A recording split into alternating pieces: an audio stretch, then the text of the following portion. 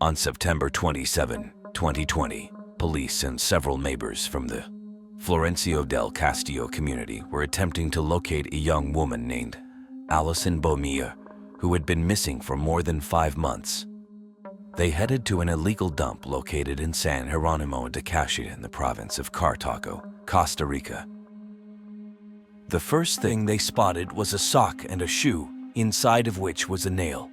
Yendri, Alison's mother, instantly identified the clothing and even recognized the nail. Due to the nail polish color that had been applied at her nail salon, they're failing to find any more remains of the young woman. The search party withdrew, disheartened, but not defeated. The next day, they returned to the area and ventured down to a nearby coffee plantation, located 93 meters deep into the illegal dumping ground. What they found left them completely stunned. Buried beneath the soil, moss and weeds were skeletal remains of the young woman, including vertebrae, ribs, parts of her upper limbs, pelvic bones, and a femur connected by cartilage. 8 meters from that site, they discovered a piece of fabric belonging to the pants Alison was wearing the day she disappeared. A little further away, they found a second shoe and part of an arm. It appeared that the mysterious neighbor who had provided this information had not lied. The event had been as horrific as he had described. But how did all this happen?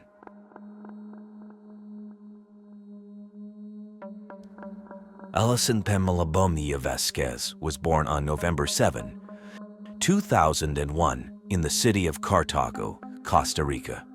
When she was very young, her parents divorced and she went to live with her mother, Yendri Vasquez. They moved to the Florencio del Castillo community in the town of Ujeras. Despite her family's modest economic standing, Alison never lacked for anything. Growing up in a nurturing environment led her to become a highly sociable, friendly, and attentive young woman. Everyone who knew her adored her. She had an especially close relationship with her mother. They were like friends. Alison would even sometimes help her mother at her nail salon. At 18 years old, Alison led a quiet life. She attended night classes at a school which was several kilometers away from her home. In her town, it was common for young people to attend schools far from their communities, so walking through the streets was a routine part of her day. She spent most of her time with her boyfriend, Harold Segura. Her days typically consisted of going from school to her boyfriend's house or meeting up with friends and family. However, this routine was shattered on March 4, 2020. At 5 p.m., Alison left her home wearing blue jeans, a white and mustard-colored blouse, and light-colored sneakers. She took a collective bus to go to the school and traveled the 5.5 kilometers to the institution with a friend. She arrived around 6 p.m. Only she said goodbye to her friend and decided to visit her aunt who lived nearby. She arrived at her aunt's house, but no one was home. She then went to her boyfriend's house, where she met his mother and they chatted for a while. Eventually, Harold arrived and they spent the rest of the afternoon together until he had to leave for an errand. Seeing that it was getting dark, Alison thought it would be best to leave as soon as possible and did not wait for her boyfriend to return to say goodbye. At 8 o'clock, Alison walked to the bus stop that would take her home to Florencio del Castillo. 10 minutes after boarding the bus, she received a text message from Harold, who was extremely worried. He told her it would have been better if she had waited for him to accompany her home. 40 minutes later, Alison got off at the bus stop closest to her home, but she still had a long distance to walk. The street was deserted, and the only light came from a few streetlights. Feeling somewhat anxious, Alison began the 1.6-kilometer walk to her home. She sent a message to her mother, Yendri, asking her to meet at a bridge 500 meters away from their house as they usually did. While walking, Alison noticed 2 men who appeared suspicious. They were heading in the same direction as her, so she quickened her pace and texted Harold, saying, "I was on the bus and just got off, and these two sketchy guys got off as well and are walking behind me. I'm going to speed up because I'm scared." Concerned, Harold advised her to take a taxi and promised to pay for it, but Allison declined. She texted him that she was close to the bridge where she was supposed to meet her mother. The men began to walk faster as if trying to catch up with her. When Yendri arrived at the meeting point, there was no sign of Allison. She repeatedly called her daughter's phone, but got no answer. Distraught, Yendri returned home, hoping that Allison might have taken an alternate route and had already arrived. Upon reaching home, she found it empty. The last time Allison had been online was at 8:40 p.m. Yendri tried to contact her again, but the messages went unanswered. The next day, she officially reported her daughter's disappearance to the police. The authorities began searching for clues to Allison's whereabouts. The first lead was security footage from a camera near the bridge where Allison was supposed to meet her mother. The tape showed her walking down the street toward her home, 8:47 p.m., at some point quickening her pace before disappearing into the darkness. There were no further traces of her after that. The following day, the Judicial Investigation Organization and the Ministry of Public Security joined the search. They examined various places close to the locality, including a lake and a nearby hydroelectric dam. The case drew the attention of the community, who decided to assist the authorities in the search. While investigating the streets near Allison's home, they discovered an object that caught their attention: a pair of plasters lying on the ground. This development was strange because the police had already searched the same area on the first day and found no trace of Allison. Someone seemed to be attempting to mislead them. On March 11th, a local resident came to the police station to share something suspicious he had seen on the day of Allison's disappearance. Around 8:30 p.m., the neighbor observed Allison walking briskly down the street near the bridge. A wine-colored BMW was parked nearby and started to follow her, gradually increasing its speed before stopping in front of her. Allison spoke for a few seconds with the person inside the car and then got in. The car then sped away at high speed. Upon hearing the neighbor's account, the police took immediate action to locate the vehicle. They searched all the houses near Allison's residence. On March 25th, they found the car in one of these homes. On March 29th, the Judicial Investigation Organization announced that they had seized the car for DNA testing. They also revealed that an investigation was underway against the car's owner, a man named Nelson Sanchez Uranga.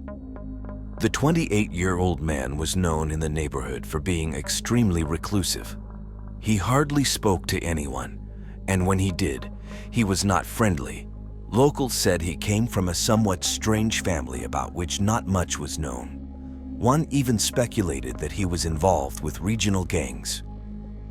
While the police continued to gather evidence to warrant the arrest of Sanchez Uranga, now, the prime suspect in Allison's disappearance, another significant event occurred. On April 4th, an employee of a store near the area found Allison's identification card. This was the second item belonging to Allison that had mysteriously appeared. The search continued, with authorities believing they were getting closer to discovering Allison's whereabouts. On April 17th, the police confirmed that they had found significant clues related to Allison's disappearance in the seized car, although they did not disclose any further details. On May 1st, the Costa Rican Red Cross joined the search efforts for Allison. Despite more people joining the search team, her body still remained missing. In the following months, the police focused on investigating the prime suspect and gathering enough evidence to charge him. Finally, on September 2nd, the Judicial Investigation Organization ordered the arrest of Sanchez Uranga. He was formally arrested at same day without resistance. 24 hours later, authorities revealed that they had found traces of blood in the trunk, the car that had been seized over 5 months ago. These traces were matched with DNA samples from Allison Bomia's family. The results confirmed that there was no doubt that Sanchez Urena had attacked the young woman inside his car. Realizing that there was no turning back, Sanchez Urena decided it was time to confess his crime. He requested a meeting with his lawyer to reconstruct the events for the police. On March 4, 2020, Sanchez Urena was driving his car when he saw Allison walking quickly down the street. He offered her a ride home, claiming it was late and that two nearby strangers looked suspicious. Trusting him, Allison got into the car, but once inside, Sanchez Urena attacked her and forced her into the trunk of the vehicle. He then took her to a coffee plantation. Once there, he forced her out of the car and took her about 140 meters from the entrance of the property, where no one could hear them. After reaching the secluded spot, he struck her, causing an injury that left her unconscious. Blood splattered on the ground as he proceeded to assault her. After completing the horrific act, he walked back to where he had left his car, put Allison's body in the front seat, and tied her hands with a piece of cloth and adhesive tape. He then placed her back in the trunk of the car. Next, Sanchez Urena drove to an illegal dumping ground and took Allison, who was still unconscious, out of the trunk. Without hesitation, he threw the body into a coffee plantation approximately 450 meters deep to ensure that she would remain there undetected. The police subsequently ordered 6 months of preventive detention for the main suspect. That same day, they went to the illegal dumping ground to search for Allison's body. Dozens of volunteers who had been following the case on TV and were devastated by the news of her loss joined the search. On September 27, a sock and a shoe were found, which Allison's mother, Yendri, identified as belonging to her daughter. Inside the shoe was a nail that the mother instantly recognized, as she had painted it in her salon just days before her daughter's disappearance. The following day, a team of rescuers descended into a coffee plantation near the illegal dumping ground. Using safety ropes and specialized mountaineering equipment, they reached a depth of 93 meters where they found vertebrae, ribs, parts of the upper limbs, pelvis, and a femur connected by cartilage. These remains were covered in undergrowth, soil, and moss, some even fused to the ground. 8 meters from the previous site, a piece of fabric was found, belonging to the pants Allison was wearing on the day she disappeared. A second shoe and small bone fragments, which appeared to be part of an arm, were also discovered. They were unable to locate the young woman's skull. It may have rolled out of sight due to its shape. The remains were taken to a laboratory to verify if they match Allison's DNA. Forensic experts found that the body had fractures in the thoracic spine and ribs, which were consistent with the injuries caused by the fall, as described by the suspect. This indicated that they were dealing with a premeditated murder. Although Yendri, Allison's mother, was utterly devastated by the loss of her daughter, she found some solace in knowing that Sanchez Urena would spend the rest of his life in jail. During a press conference, Yendri's lawyers stated that they would do everything possible to ensure the murderer faced the full extent of the law, serving as many years in prison as possible. While they couldn't bring Allison back to life, they could seek justice on her behalf. As they awaited the start of the legal process, Allison's family held a funeral. On March 1, 2021, Sanchez was officially charged with homicide. On April 30, the criminal court ordered his trial and extended his pretrial detention by another 4 months to prevent any escape attempts. While the case had made significant progress, the most challenging part remained, gathering enough evidence to prove the act was premeditated. Yendri testified that Sanchez Urena had previous encounters with Allison. On one occasion, Allison had gone to pick up her cousins from the bus stop and met the suspect. The man offered them a ride home, which they accepted despite the awkward silence during the trip. Days later, Allison received a message on Facebook from Sanchez Urena asking if she disliked him. Allison replied that she didn't, as they had never spoken, and she didn't know him well enough to form an opinion. The man tersely acknowledged her response. This demonstrated a long-term obsession with Allison, as he even claimed to be deeply in love with her and envious of those she spent time with. However, during the trial, the defendant completely changed his version of events. He claimed innocence and said his previous statements were made under police pressure and torture. Nevertheless, there was no turning back. The body was found where he initially indicated, and DNA evidence in the car directly implicated him. Allison's family provided their testimony in a separate room, as they did not want to face the attacker. Despite this, Sanchez Urena continued to plead innocent. On the morning of August 18, 2021, he was officially sentenced to 18 years in prison for simple homicide. He was acquitted of the abuse charge due to the state in which Allison's body was found, making it impossible to prove. The family was dissatisfied with the sentence, calling for up to 35 years in prison, which is customary in such cases. The verdict was later annulled by the Criminal Chamber of the Supreme Court of Justice, and the case was reopened to determine if the crime involved premeditation. In November 2021, the appeals court rejected the family's claims and upheld the original sentence. As of today, the case remains open, and Allison's family is pushing for the crime to be reclassified as aggravated homicide and for a review of the sentence. Yendri, Allison's mother, has not only had to cope with the horrific loss of her daughter, but also with cyberbullying. Dozens of people found her Facebook profile and posted messages on her wall, blaming her for Allison's death because she had allowed her daughter to walk alone at night. Local residents came forward in various meetings to say that it's entirely normal for young people in the region to walk long distances from bus stops to their homes.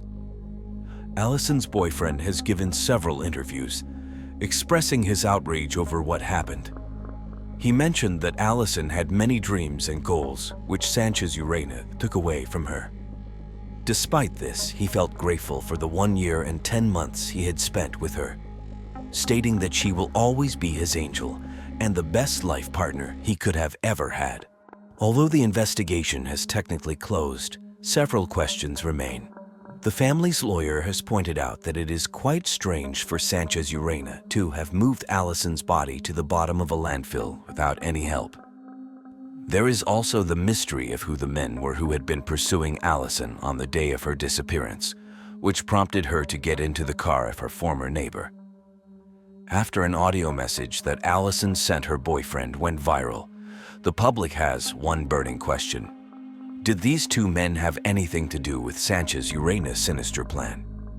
And if not, why were they following the young woman late at night? The trial concluded too quickly, leaving the family dissatisfied with the sentence. They hope that, in the future, such cases will receive the necessary attention so that all those involved face the appropriate penalties.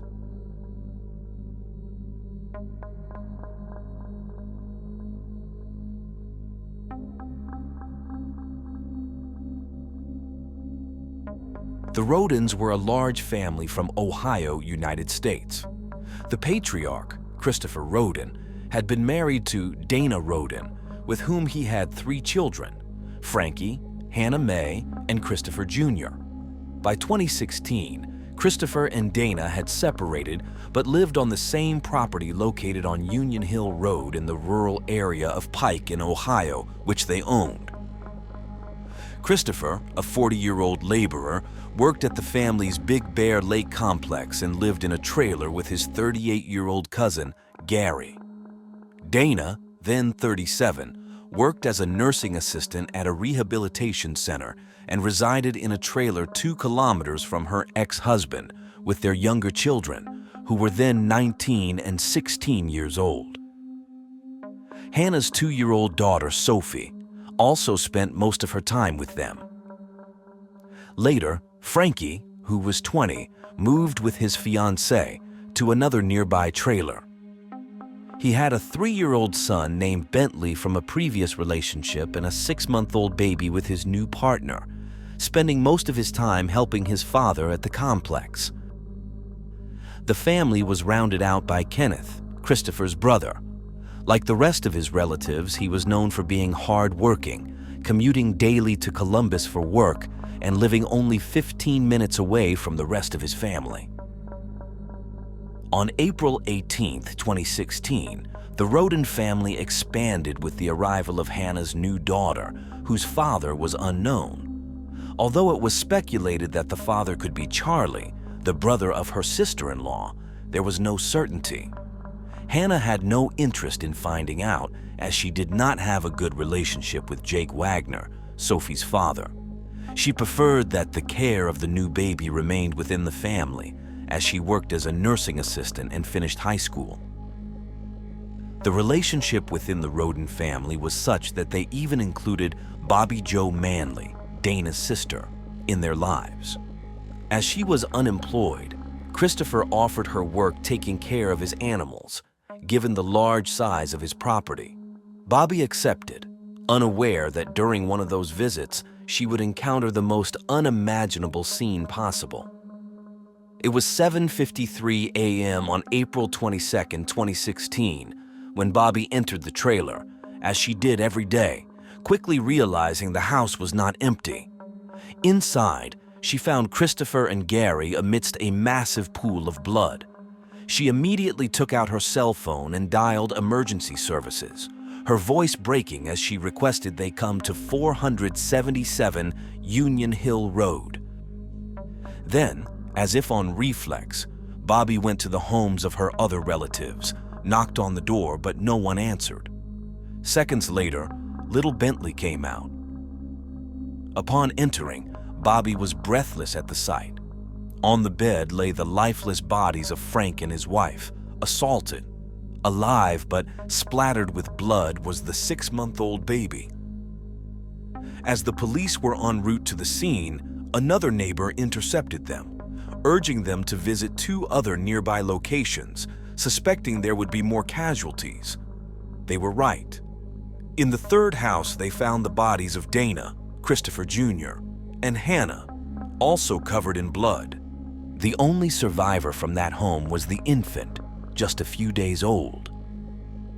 By then, the news had spread like wildfire in the media. A cousin of the Rodens went to ensure Kenneth was safe. Sadly, he too had been shot. He called the police to report he had found the last body. By 1:26 p.m., all the victims had been accounted for: Christopher, Dana, Frankie, Hannah Roden, Christopher Jr., Hannah Hazel, the fiancé of Frankie, Kenneth, and Gary. The only survivors were the young children whom the murderers had spared, and little Sophie, who, by chance, was at her father Jake's house. Examining the bodies, investigators were able to reconstruct the crime.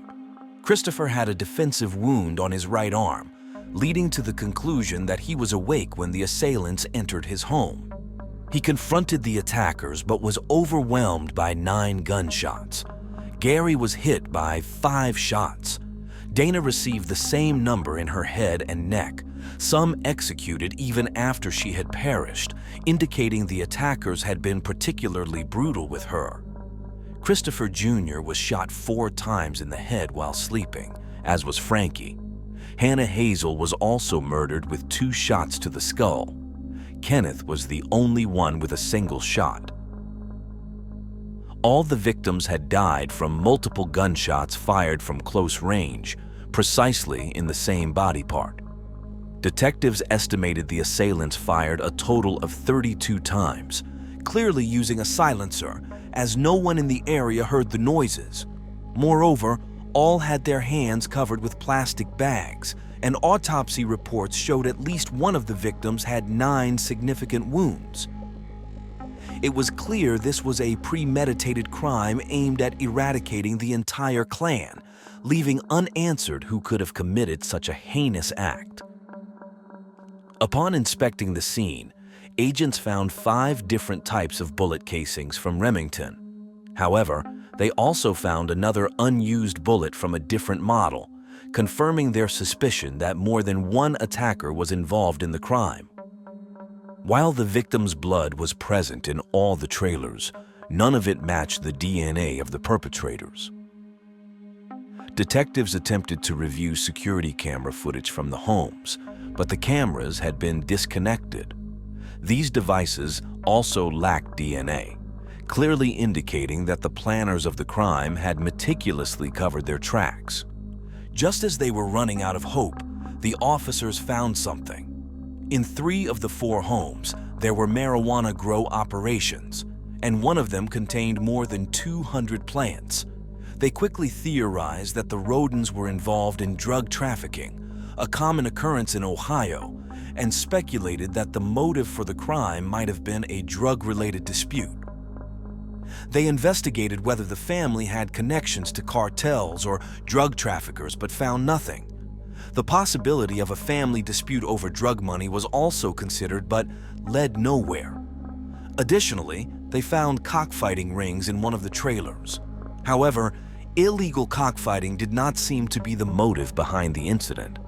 They were about to leave without discovering anything when a key testimony emerged. Dana's father told detectives that the killers had to be known to the family, as otherwise the dogs would have attacked them. This, combined with the lack of forced entry signs at any of the homes, narrowed the lines of investigation. Ohio Attorney General Mike DeWine stated it was a cold-blooded crime and that the killers were still at large and armed. Efforts were made to locate the rest of the rodents' relatives to ensure their safety. 20 investigators combed through the state, searching every road and home, and interrogated every acquaintance of the family in an attempt to uncover what happened. This only caused a wave of panic in Pike County. Such was the uncertainty that a businessman named Jeff Ruby offered a reward of $25,000 for any tip that could help the police. Neighbors hung a sign on Christopher's barn door asking, "Do you know who killed us on April 22, 2016? In January 2017, the investigation yielded its first result, though it was only a side effect. A cousin of the rodents named Josh was arrested for substance trafficking. However, the police had already determined that the amount of marijuana grown by the rodents was not significant enough to suggest a cartel attack." Months passed, and the agents could not even find a motive after interviewing 550 people, gathering 1,100 tips, and examining 700 pieces of evidence. On April 13, 2017, the authorities had to break the hard news, announcing in the media that they did not have sufficient evidence to make any arrests. However, the police assured that they had some leads, which they could not yet make public. Days later, on the first anniversary of the incident, a mass and a small tribute were organized, attended by various authorities. The Pike massacre remained a topic of discussion for everyone. But by the time 2 years had passed, only the neighbors continued to show interest in the case. Not even the local press, the sheriff, or the prosecutor attended the second memorial service. It seemed the county's largest criminal investigation would be forgotten. That changed in June when an important announcement was made. The prosecutor's words proved true as he publicly stated for the first time that they were focusing on the Wagners, the family of Hannah's ex-partner.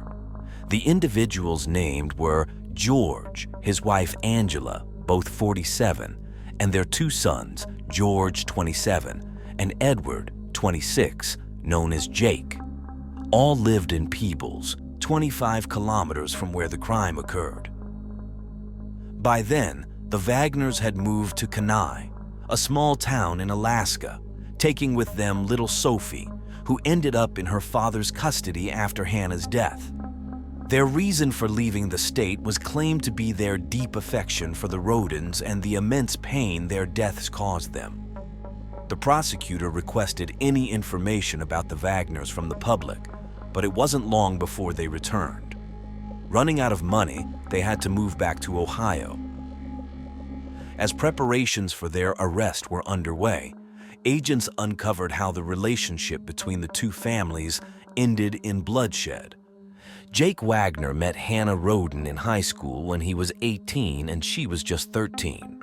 They went to prom together and became inseparable, which also brought the two families closer, sharing gatherings and celebrations. When Hannah was 15, she became pregnant with Jake's child.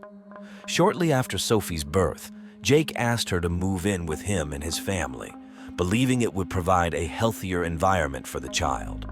Hannah refused, feeling this was an attempt to control her. From then on, everything went downhill, with both wanting full custody of the girl and each family fighting for their own interests.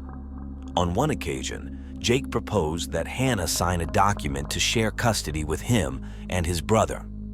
Seeing Hannah's refusal, Jake began to threaten her, texting that he would take Sophie by force if necessary, and trying to manipulate her by saying that if she truly loved her daughter, she would know she needed to live with him. According to these messages, Jake believed the Rodens could harm the little girl. These conversations continued for 2 years, with Hannah refusing to live with the Wagners. In March 2015, she decided to end the relationship with Jake, citing his abusiveness. In one of her messages, she made it clear that he had hurt her and that she was tired of being pursued by him. These violent practices were common in the Wagner family, as George had managed to gain full custody of his son by threatening the child's mother with weapons. Things worsened when Hannah announced she was expecting a second daughter. Although she denied Jake was the father, he was not entirely convinced, given their resumed relationship.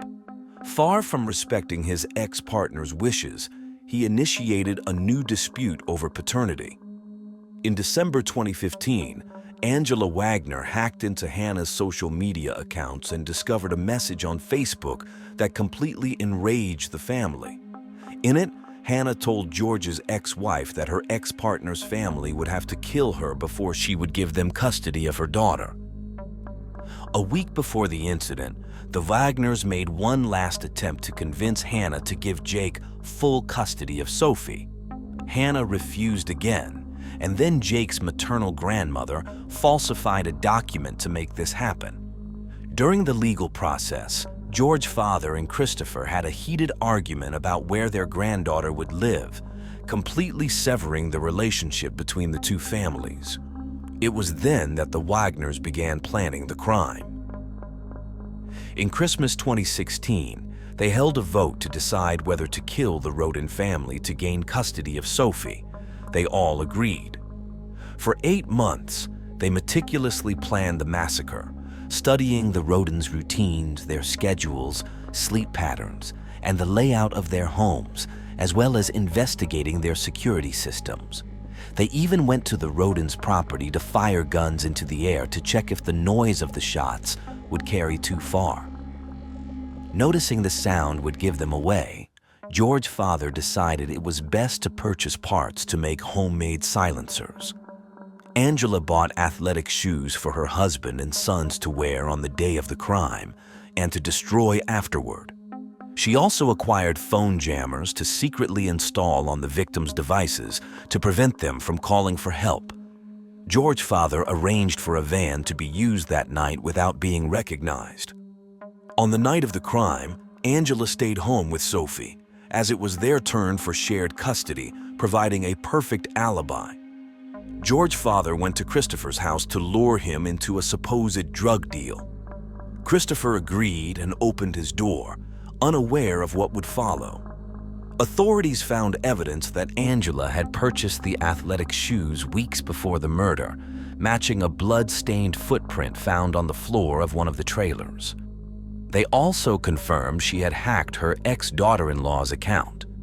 Inspecting the Wagners' electronic devices, agents found internet searches on parental custody, indicating a clear obsession with controlling the children. However, there also appeared to be a conflict between the two families over $3,000 for the purchase of a car.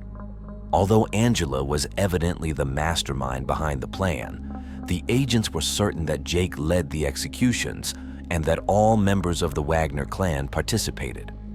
On November 13, 2018, authorities announced the arrest of 6 individuals, the first 4 being George father, Angela, George son, and Jake. They were indicted by the Pike County Grand Jury on 22 counts, including 8 charges of aggravated murder, and pleaded not guilty to all charges. Jake was also charged with a sexual offense for engaging in sexual conduct with Hannah when she was 15 and he was 20. On the same day, 2 additional individuals were arrested. Though they had not participated in the murders, they were accused of perjury and obstructing justice. These were Angela's mother, Rita, 65, and George's mother, Frederica, 76. The charges against Frederica included lying about purchasing bulletproof vests for her son. Neither was sent to prison, but Frederica was monitored electronically with a GPS device. Furthermore, authorities disclosed the motive behind the crime: the custody battle over Sophie. After years of uncertainty, the trial was all that remained. In June 2019, it was proven through receipts that Frederica had purchased the bulletproof vests after the incident, leading to the withdrawal of charges against her. Rita was not as fortunate. That same year, a handwriting analysis determined she was guilty of falsifying a document for Sophie's custody. In December, she began cooperating with the prosecution to avoid prison. The rest of the Wagners remained in jail, refusing to cooperate with the case and expressing sorrow over the Roden deaths, wishing for the real killers to be imprisoned. It seemed the case would never close, and Ohio residents could never rest easy until something unexpected happened 2 years later. On April 22, 2021, the 5th anniversary of the massacre, Jake reached a plea deal with prosecutors on the condition that his family members would not face the death penalty, but instead receive life sentences. He confessed to personally murdering 5 of the 8 victims and pleaded guilty to 23 criminal charges, including 8 for aggravated murder and others for conspiracy, aggravated robbery, tampering with evidence, and unlawful sexual conduct with a minor. He testified that he felt compelled to kill Hannah to gain custody of his daughter and had to do the same to the rest of the Rodens, knowing they would seek revenge otherwise. He expressed deep remorse and was sentenced to 8 consecutive life sentences without the possibility of parole. Following the trial, he agreed to cooperate with the prosecution in the cases against his parents and brother. Thanks to his cooperation, authorities found the van George's father had purchased for the crime and 3 firearms the family had attempted to cut up and incinerate. These were buried in buckets of cement and hidden behind the Wagner residence's barn. A specialist managed to reconstruct the fragments to prove that the casings matched those found at the Rodens' trailers. On September 10th of that year, Angela Wagner pleaded guilty to conspiracy to commit aggravated murder, burglary, and tampering with evidence, agreeing to testify against the remaining accused individuals. In exchange, prosecutors dropped the aggravated murder charges against her, and she was sentenced to 30 years in prison. Only those who continued to deny their involvement remained to be judged. The trial against George Wagner's son began on August 28, 2022. The prosecutor called the defendant's ex-partner to testify, who had distanced herself from the family, fearing for her life. The prosecution argued that George was complicit in planning, executing, and covering up the murders. However, the young man denied having any knowledge of the crimes before, during, or after their commission, even stating that if his family had asked him to participate in such an act, he would have never agreed. After 3 months, he was found guilty of all 22 charges, including the 8 charges of aggravated murder, and was sentenced to life in prison without the possibility of parole, in addition to a consecutive sentence of 121 years for firearm possession. George's father was still awaiting his trial, which would not occur until February 2024. If found guilty of the same 22 charges as his son, he would face a similar fate. Despite the entire family being convicted, he continues to claim his innocence. The surviving children were placed in the care of distant relatives. Out of respect for their privacy, their whereabouts cannot be disclosed, but it is known that they are happy and safe. When asked about his father, Bentley says he is fixing cars in heaven with Jesus. The Wagners' goal was to gain custody of Sophie, claiming they would take better care of her, but in reality, they deprived her of her own mother, uncles, and grandparents. The hope is that she grows up far from her father's family, in an environment where violence is never a means to an end.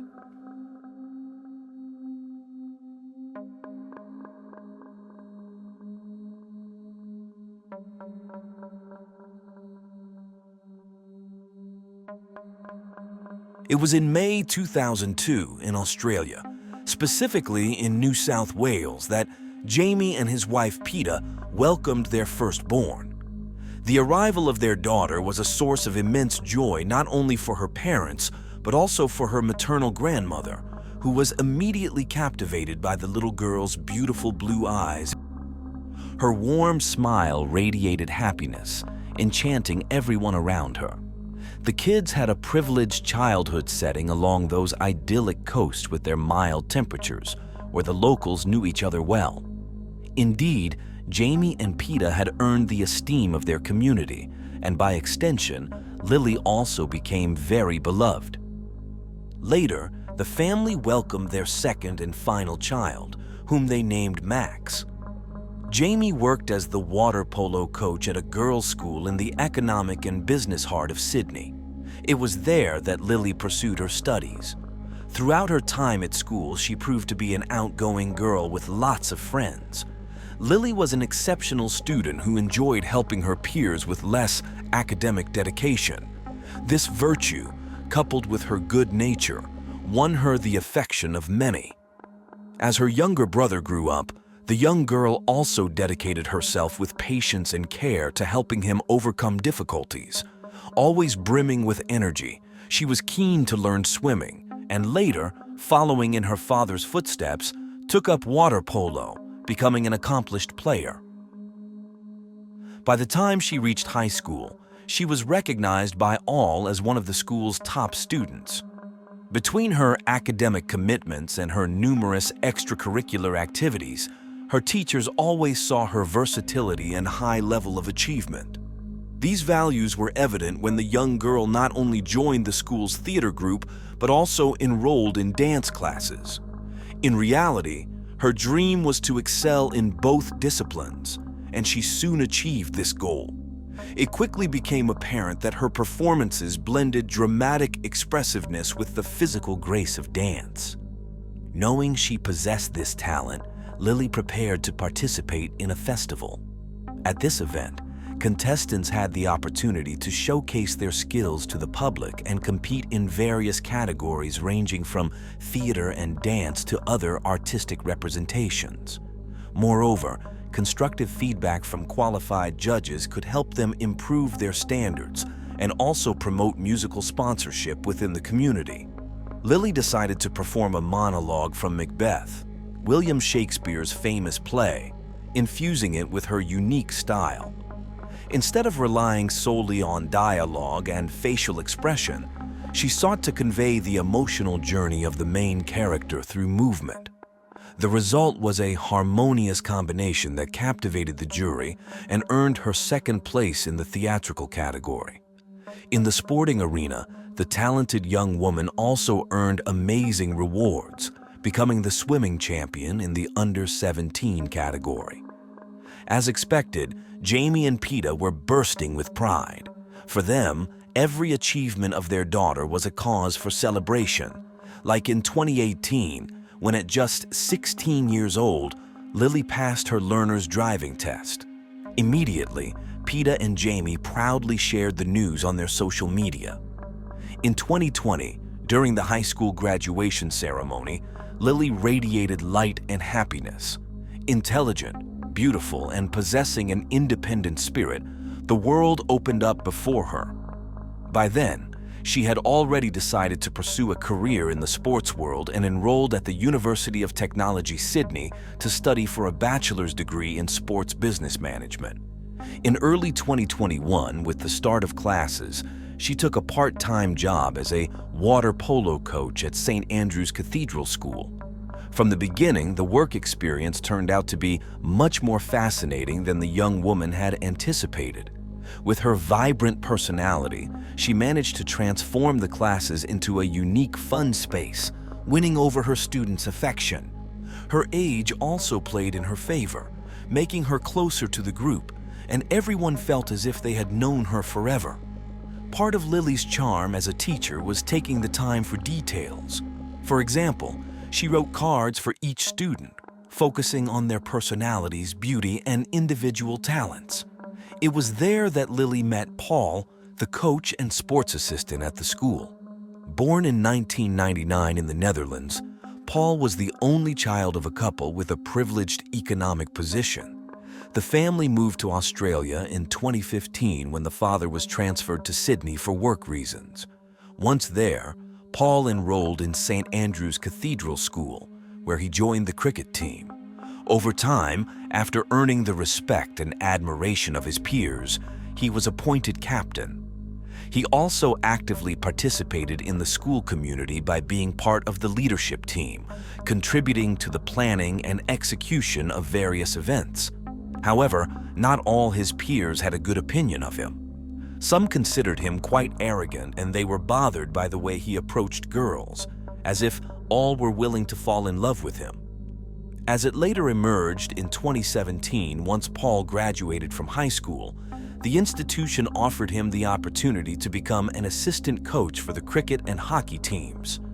He accepted the offer and, at the beginning of 2018, fully took over the role. In his new role, he was attentive and enthusiastic about motivating the students. However, under circumstances that have not been clarified, Paul returned with his parents to the Netherlands. During that time, he enrolled in a master's program to complement his sports knowledge. At the end of it, he gladly accepted an invitation to rejoin the sports department at St. Andrew's School. At the start of 2020, returning to the Australian dream, Paul reconnected with a former school and hockey mate. The two young men decided to share expenses and moved into an apartment in Kensington, a suburb located in the eastern area. As part of his duties at St. Andrew AS, he was tasked with welcoming the sports teams of other coaches after their respective classes, which included being aware of their schedules. This responsibility facilitated his interaction with Lily. In addition to his primary job, Paul joined the field hockey team at the University of New South Wales and also taught at a second institution. Despite these activities, he was quite a solitary person. Then on March 18, 2020, due to the coronavirus pandemic, the Australian Prime Minister declared a health emergency and imposed a strict quarantine. The restrictions affected all sectors, leaving Paul not only without anything to do, but also isolated from all human contact. He spent a total of 18 months in solitude in a city that, although familiar, felt somewhat foreign to him. Like many people around the world, this isolation affected his way of relating to others to some extent. By mid-September 2021, as the restrictions were lifted and things began to return to normal, Paul resumed his activities. He rapidly became an essential part of the hockey team, to the point where his image was used in promoting the games. Amid this period of openness, he had already shown a particular interest in Lily, with intentions that clearly went beyond mere friendship. However, according to the students, she was not the only one to whom the young coach dedicated his charming efforts. In fact, some of his students viewed him as someone who inappropriately flirted with the school's teenage girls. However, these concerns were not widely known. In fact, many considered him an essential part of the team. His exceptional performance was crucial in leading them to the final of the Sydney Hockey League. even though they were defeated in that match on September 9, 2023. A few days later, Paul finally gathered the courage to ask Lily out, and she accepted happily, unaware of any rumors about him. Their first date turned out much better than either had imagined, leading them into a passionate and swift romance. However, the intensity of their feelings did not make them overlook the importance of discretion, especially considering their work environment. Thus, they opted to keep their relationship private. Initially, Lily kept her part of the agreement. But Paul, on the other hand, couldn't resist boasting to his students and began to hint that he was dating her. As expected, the rumor gradually spread throughout the educational center until, in the first days of October 2023, Lily learned of his indiscretions and felt betrayed. For her, it was not a minor issue, as the way he bragged about their relationship left her exposed to criticism, leading to disappointment. The romance was just 5 weeks old, and if she couldn't trust him, she was determined to end it. She couldn't continue with someone like Paul. Despite his insistence and attempts at excuses and justifications, Lily made it clear there was nothing more to consider. It was definitively the end of any interaction between them. In a matter of hours, Paul's hurt from the breakup turned into anger, not at himself for breaking a promise, but at her for not forgiving him. Such anger led him to imagine various scenarios, all aimed at harming the young woman. He then decided to go to a hardware store and there chose what he considered the ideal weapon, a hammer. On October 25, 2023, Lily left her house and attended her university classes as usual. In the afternoon, she went to the school for another workday with her students. Meanwhile, Paul rented a silver car and arrived at the school in this vehicle. He didn't get out, he just stayed there, waiting patiently until the activities ended. Around 7 p.m., when the water polo students left, Paul finally made his way towards the institution's gym. In his hands, he carried the hammer. Once there, he saw Lily enter the bathroom and followed her. All his movements were recorded by the security cameras at the location. Inside the bathroom, with no witnesses, they argued. Everything happened very quickly, almost as swiftly as their brief love story had begun. Then, amidst the shouting, Paul managed to gain the upper hand and overpower Lily. The newly purchased tool was used to end her life. He then took the girl's backpack and cell phone, and about an hour later, he left the bathroom. This sequence was captured again by the surveillance cameras. Afterward, he drove to the area known as the Gap, known for its cliffs. As he walked around for the third time, Paul was recorded by security cameras. Meanwhile, Peta and Jamie tried repeatedly to contact their daughter to no avail. Desperate, they decided to alert the police. The authorities immediately took notice of the situation and began searching for Lily. Around 10 at night, Paul sent a text message from the young woman's phone, asking Jamie to pick her up at the school without giving further explanations. An hour later, the 24-year-old perpetrator made an anonymous call to emergency services, reporting a body in the St. Andrew's School gym and stating that the case needed investigation. After hanging up, he disposed of the hammer and Lily's backpack in a garbage bin. He then abandoned the rented vehicle and walked to the edge of one of the cliffs, jumping and ending his own life. When the police arrived at the school, following the anonymous call just before midnight, the institution was in complete and utter silence, the opposite of its usual bustling energy. In the gym, as soon as the officers saw the silhouette on the floor, they realized their worst fears had come true. Lily's body lay lifeless. However, due to the severe injuries she suffered, investigators were initially unable to identify her. In the course of the investigation, the officer's first task was to seize the gym's security camera footage. Next, the team traced the anonymous call. It became quite clear that whoever had made it was likely to provide more information. Some reports state that the first thing they determined was that the number belonged to Paul, and they began to call him insistently. They didn't suspect him at the moment, but wanted him to share everything he knew. Unfortunately, the young man did not respond to the calls. Shortly after, the investigators were able to locate where the call had been made from. Thus, in the early hours of the morning on Thursday, October 26, 2023, the police arrived at the Gap area and cordoned off the surroundings. After patrolling and conducting thorough searches, they discovered the hammer, which was immediately considered the fatal weapon. Finally, the agents found Paul's belongings.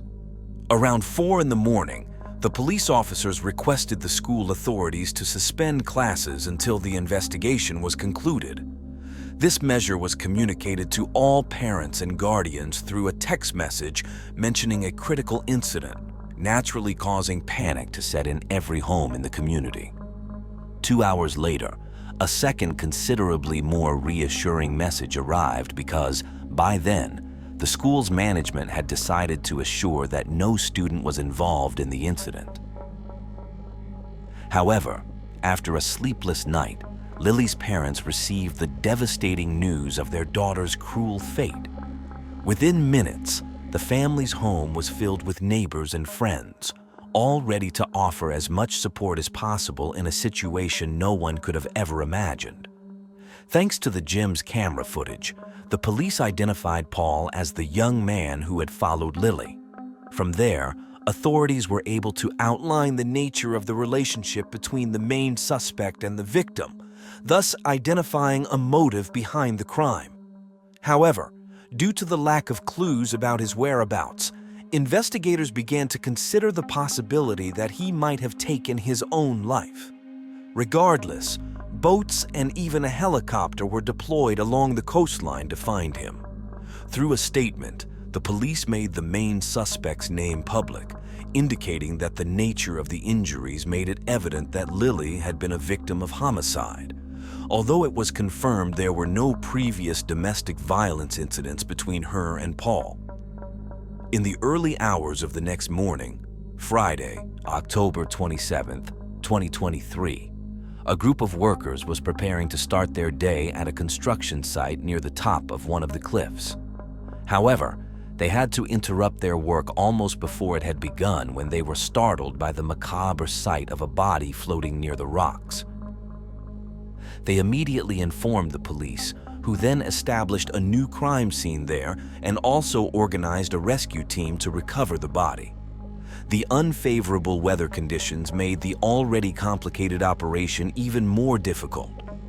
Finally, by noon, the Marine unit achieved its goal with the assistance of a helicopter. The media was informed that the body was of an unidentified male victim, although officers had strong suspicions about his identity. Meanwhile, the remains were transported to the Forensic Medicine Service for a mandatory autopsy. The fingerprints collected were sent to the Embassy of the Netherlands for comparison with their records, leading to the identification of the man as Paul. That same afternoon, in their first public statement, Lily's family expressed the profound grief they were experiencing. Despite everything, they said, they were overwhelmed with immense gratitude for the community's support. Concurrently, given that the police investigation was ongoing, they opted to refrain from further comments. The director of the school also shared warm words of thanks to everyone for the love and support provided during these difficult times. She mentioned that Lily had always displayed qualities that made her unforgettable. Beyond the pain of loss, it was hard to overlook the fact that the tragedy occurred in a space where minors should feel protected. Aware of this, the school sent a letter to parents assuring them that, in the words of the police, the crime was unforeseeable. In response to the events, access to the gym was restricted for students, while the library was transformed into a walk-in psychological counseling center for students needing specialist help to cope with the impact. Amid the case's impact, a renowned local media outlet contacted a criminal psychologist and expert in criminal cases for an interview to help the public understand the dimensions of the occurred events. When asked about his impression of the facts, he stated that the victim's actions were typical of men with fragile egos, incapable of accepting rejection. However, he viewed the young man's relationship not merely as one of anger or hurt, but as malicious.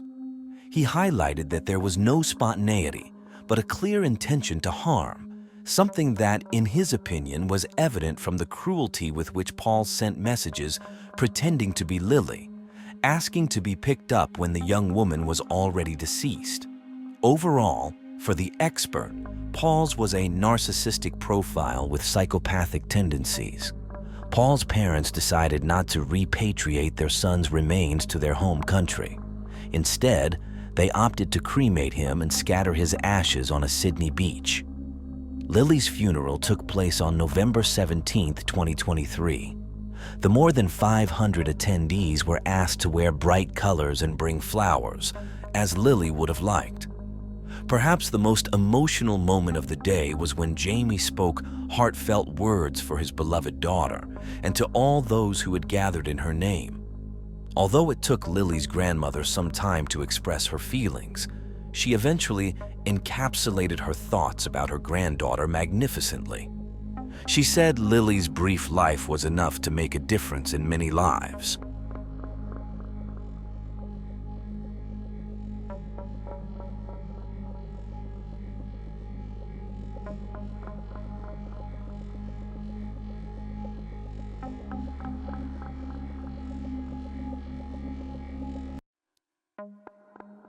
In Kern County, there are many murders each year, but the murder of Yvette Pena in a Bakersfield motel caught the public's eye and became especially infamous.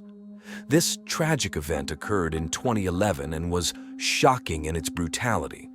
What made this case even more remarkable was the individual who confessed to the crime, a merciless man covered in tattoos. His chilling demeanor and the gruesome details of the murder captivated and horrified the community.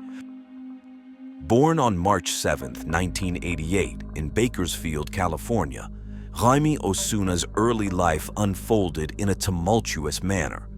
His mother, Michelle, was just 19 years old at the time, while little is known about his father except that he was 21, rebellious, and undisciplined.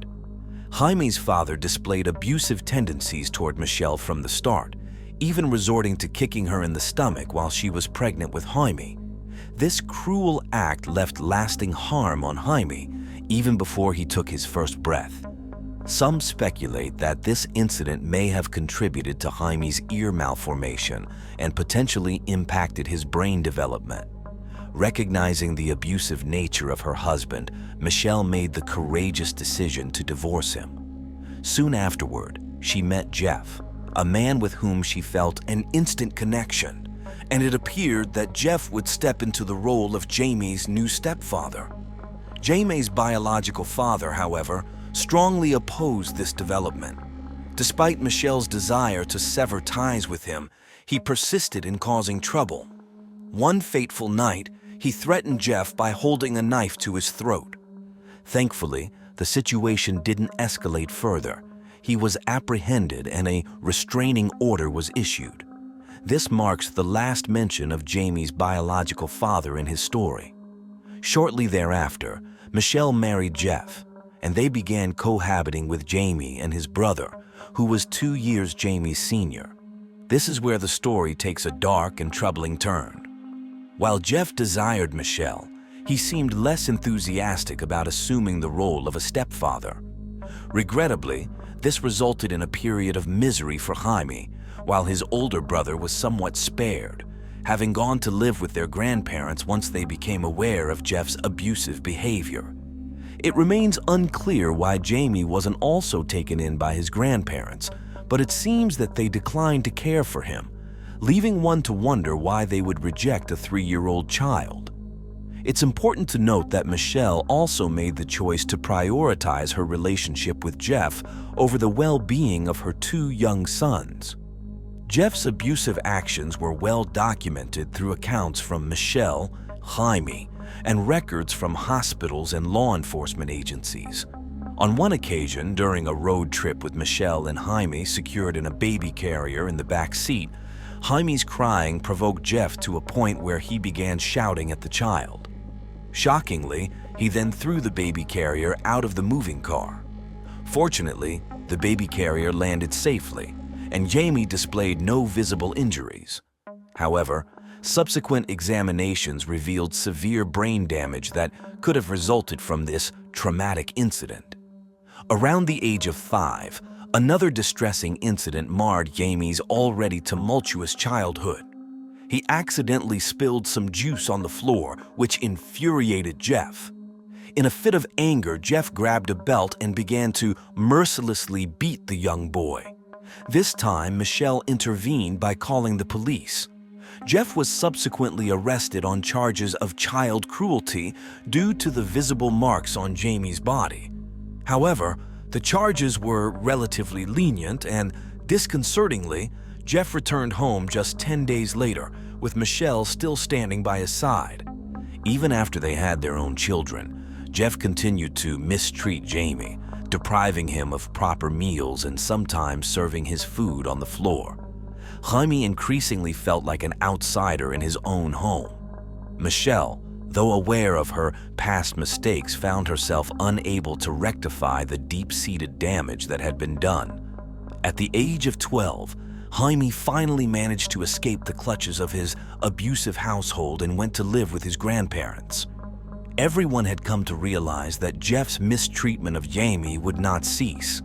It was during this time that they began to notice the emotional numbness that had gripped Jaime from a tender age. Michelle described it as if his soul had been torn away, leaving him apathetic towards everything and everyone around him. This period marked the onset of Jaime's disturbing behavior. He began cooking animals in a nearby forest, and in the absence of anyone at home, subjected his own pet cat to chilling ordeals, locking it in the refrigerator and even the oven. He also turned to self-harm, as it seemed to be the only way for him to feel something, anything, in a world where he felt utterly numb. At the age of 15, Jaime took a dire turn when he brutally stabbed another boy, leaving him gravely wounded but fortunate to survive the ordeal. This criminal act led to Jaime's incarceration in a juvenile correctional facility, where he would spend the next 4 years. It was during this period that Michelle finally confronted the gravity of her irresponsibility toward Jaime, resulting in her decision to divorce Jeff. A few years later, Jeff met his demise due to a heart attack. Given his abusive history, it's conceivable that Jaime might have inflicted harm upon him if he had not passed away. On September 14, 2007, Jaime was released from prison at the age of 19. By this time, he had acquired a notorious reputation as a troublemaker, deeply entrenched in gang activities. He showed little interest in education or gainful employment, instead opting for a lifestyle characterized by revelry and association with his gang affiliates. The turning point in this harrowing narrative occurred in December 2008 when a 16-year-old boy's birthday party took a rather unexpected turn. This was no typical birthday celebration adorned with Mickey Mouse piñatas and cheerful decorations. Instead, it drew a crowd from the gritty underbelly of society, and the absence of any responsible adult to maintain order was notable. This unconventional gathering had been organized by the birthday boy's mother, who was known for her laissez-faire attitude. Joelle Castellano, a 37-year-old single mother of 3, played a central role in this intriguing tale. She decided to host a party for underage youths, which, while undoubtedly irresponsible, didn't spell the end of the world. As the evening progressed, however, things took a turn for the chaotic, with Joelle's dance with a young man catching the eye of her nephew. It seemed that this young relative became envious, possibly due to his own romantic feelings for his aunt, leading him to want to keep others away from her. In his quest to intimidate the young man, Joelle pointed to Jaime, who, despite not yet having the distinctive facial tattoos he would later acquire, stood at around 5'3". However, it was Jaime's demeanor and attitude that made him an intimidating presence, perhaps more so than anyone else in the room. Jaime agreed to confront the young man, proceeding to the kitchen, where he retrieved a knife and warned the boy to steer clear of Joel. The young man, believing that Jaime wouldn't actually follow through, issued a challenge. However, Jaime defied expectations and indeed stabbed the young man, leading to his return to prison. But something had changed this time. Jaime couldn't shake one thought from his mind. He had fallen head over heels in love with Joel. It wasn't just because of the recent stabbing incident, but a genuine and profound love. As they say, love can compel us to commit acts beyond imagination. Jaime no longer cared about his circumstances. He believed he could win over Joel, despite their age gap, his imprisonment, and their initial encounter involving a stabbing. Jaime began sending heartfelt love letters to Joel, and eventually, she too succumbed to his affections. Thus, they embarked on a long-distance relationship.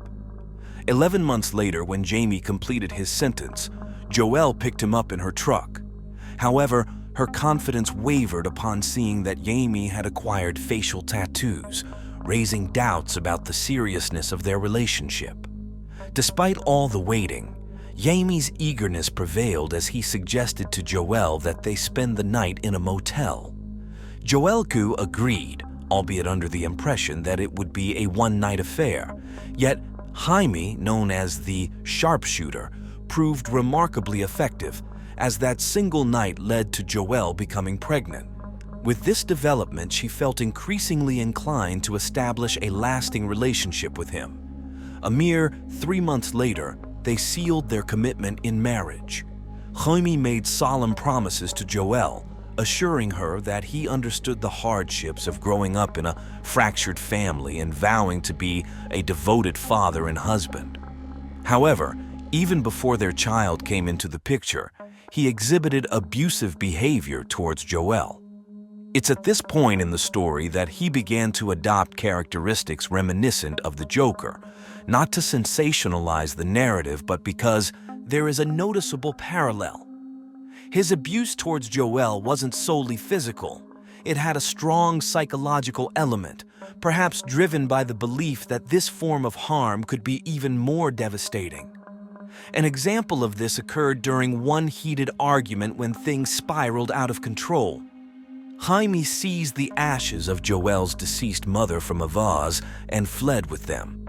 He was keenly aware that Joel had not yet come to terms with her mother's passing, and this act prompted her to call the police.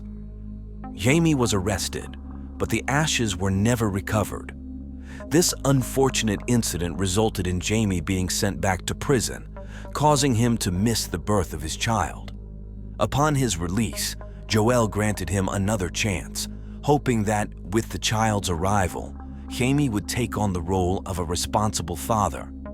Unfortunately, this turned out to be a futile endeavor. Shortly thereafter, Jaime shifted his focus from physical harm to inflicting emotional distress on Joel. She did something that greatly disturbed individuals like him who craved attention. She ignored him completely. Regardless of what he said or did, it no longer affected her. One day, in an attempt to provoke a reaction from Joel, Jaime pushed her 7-year-old son off the bed, all while keeping his gaze fixed on her. His tactics proved successful. She became visibly upset and fetched a knife from the kitchen. In a stern tone, she warned him, "Mess with me, but never with my kids." At that moment, Jaime's face betrayed his surprise and fear. He hadn't anticipated such a response. Frightened, he reached out to his gang to extricate him from the situation. While outside the house, Jaime turned to methamphetamines, which explains his current aged appearance, making him resemble a 60-year-old man. Now that he no longer officially resided with Joel, he commenced stalking her from outside her home. Joel called the police, leading to Jamie's arrest and a 7-month prison sentence for violating his parole. However, within a week of his release, he resumed his harassment of Joelle. She would spot him outside her window, his gaze unwavering, and he would make menacing phone calls, threatening her and her children. Joelle contacted the police once again, but upon their arrival, they failed to locate Jamie. Days passed with no trace of him. Then, on November 8, 2011, Joelle received a chilling call from Jamie, in which he uttered the sinister words, "Check the news. I just killed a woman at the Morocco motel." Naturally, Joel's immediate response was to contact the police. However, they didn't take her seriously. What transpired next is where the story takes an eerie turn, as it was 5 days after this call that a motel employee discovered a gruesome crime scene in one of the motel's rooms. The victim was a 37-year-old woman named Yvette, a mother of 6. Details are scarce, but it appears to have been an exceedingly horrific crime scene. Investigators, who deemed it one of the most disturbing cases in their careers, found evidence of 2 knives and scissors used in the slow and torturous manner of death. Jaime, it seemed, harbored a sadistic streak. You might wonder how I have access to these gruesome details. Well, this wouldn't be his solitary murder, nor the most heinous. Even more chilling is the absence of any apparent motive for targeting this woman, strongly suggesting that she became a victim solely because of her resemblance to Joelle. Jaime would ultimately face arrest, trial, and sentencing for this horrifying murder. While incarcerated, Jaime took disturbing actions to further torment Joelle. He would occasionally contact Child Protective Services in an attempt to have her custody of her children revoked, knowing that this would inflict the most pain on her. He even went to the extent of trying to hire a hitman to eliminate her. However, because he communicated these intentions through letters, the police intercepted them before they could reach their intended recipient. These actions only added layers to the mask he wore, a facade he maintained to feel something, a desperate attempt to fill the void he had experienced as a child. The trial for the murder of Yvette dragged on for 5 years, during which Jamie displayed no remorse whenever he appeared in court. He would even wave and laugh at the victim's family. This extended trial was a result of Jamie's refusal to confess. It's worth noting that he managed to prolong the trial for more than half a decade by remaining silent. However, on March 24, 2017, just 3 days before the final trial, where the verdict was still uncertain, a news channel offered him an interview. They aimed to capitalize on his striking appearance to generate clicks and had planned to ask him challenging questions to elicit a confession. To everyone's astonishment, they didn't need to ask any questions because Jamie confessed to the murder of Yvette right at the start of the interview. It's evident that he did this to gain notoriety, as there is no doubt that he deliberately presented himself as a villain in the news. What corroborates this is his confession to 2 more murders, one at the age of 13 and the other at 19. The police initiated a search for the supposed victims based on Jamie's descriptions, since he hadn't provided any names. Given that he had spent his entire life in Bakersfield, the margin for error was minimal. However, the database did not yield any records of missing persons or unsolved murders that could be attributed to him. Therefore, it's highly likely that these claims are exaggerated. With all these confessions, Jaime was undoubtedly found guilty 3 days later. However, he did not receive the death penalty because of his confession on the day of the trial, which had caused a 5-year delay and wasted time and resources. Still, what remains perplexing to everyone is what happened next. Upon entering prison, he exhibited increasingly erratic behavior. He painted the walls of his cell with his own blood. On one fateful evening, he was placed in a cell with a man he harbored animosity towards, and he mercilessly stabbed him multiple times using a knife. He even inflicted a deep facial wound, requiring the victim to undergo 67 stitches. Jaime went so far as to request photographs of his victims as trophies, further underscoring the disturbing nature of his actions. He had earned a reputation as an inmate too dangerous to share a cell with anyone, but in a bewildering and illogical turn of events in March 2019, Jaime found himself with his first ever cellmate, a 44-year-old man named Luis Romero. In 1992, at the tender age of 17, Luis, originally from Guatemala, had joined a gang in the United States and had taken someone's life during a confrontation with rival gang members. He had been sentenced to 27 years in prison and was on the verge of completing his sentence. However, in a confounding and irrational twist of fate, he was assigned to the same cell as Jaime, who had committed a more gruesome crime. Jaime was well aware of the extent of his own actions, having just committed them, boasting a lengthy history of criminal deeds. Moreover, he had been denied cellmates in the past because of the perceived danger he posed. Luis was merely 3 weeks away from regaining his freedom. In less than 24 hours since they had become cellmates, on the morning of March 9th, 2019, when correctional officers came to inspect their cell, they stumbled upon an eerie sight. Jaime was smiling, wearing a collar. This collar was fashioned from various parts of Luis's body, and Jaime had gone as far as carving a grotesque, clown-like smile on Luis's face. He had toyed with his lifeless body, inscribed messages on the walls using blood, and declared, "I am the man of 1,000 faces." Now, the theories start to surface because it is evident that such an atrocity would require more than a mere hour. It would take many hours to commit such unspeakable acts. A correctional officer responsible for conducting a nighttime check reported that everything was in order, even though Luis's body indicated that the gruesome assault had already begun at that hour.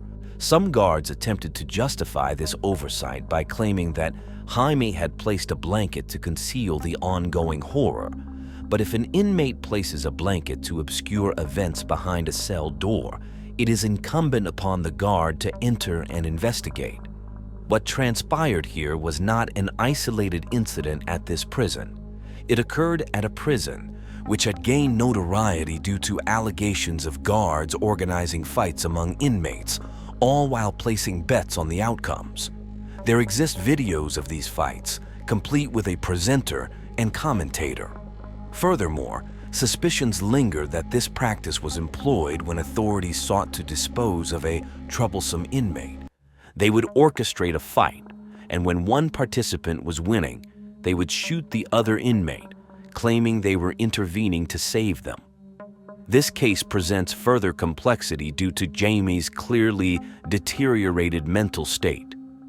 It is evident that he harbors a fascination with the Joker, as evidenced by the blood-written phrases from the comics adorning his cell. It remains a mystery how he managed to procure razors to make knives, and his letter to a prosecutor inspired by the Joker and featuring the iconic "Why so serious" phrase raises questions. The letter also contained satanic messages, although it's doubtful he genuinely adheres to Satanism. These actions are likely undertaken for attention-seeking purposes. He received a diagnosis of an unknown form of schizophrenia within the spectrum, alongside antisocial personality disorder, borderline personality disorder, characterized by erratic behavior, which could explain his propensity to stab others without a clear provocation, and post-traumatic stress disorder. As a result, authorities declared him unfit to stand trial. Consequently, at the age of 33, it appears improbable that Jaime will face the death penalty, and he will likely spend the rest of his life behind bars. Jaime was undeniably unhinged, with a touch of clownishness. However, some might argue that he endured a troubled childhood. Nevertheless, the extremity of his actions remains unparalleled. Interestingly, his older brother, who sought refuge with their grandparents at a young age, has since transformed into a prosperous individual, a millionaire who enjoys driving sports cars and has a loving family.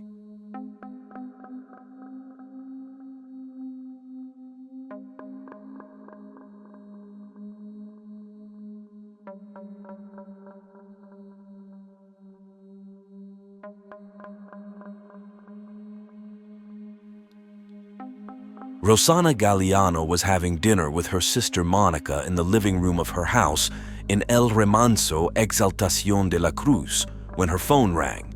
It was her husband, Jose Arts, calling to say he was running late to pick up their sons, Geronimo and Nehuen, ages 4 and 3.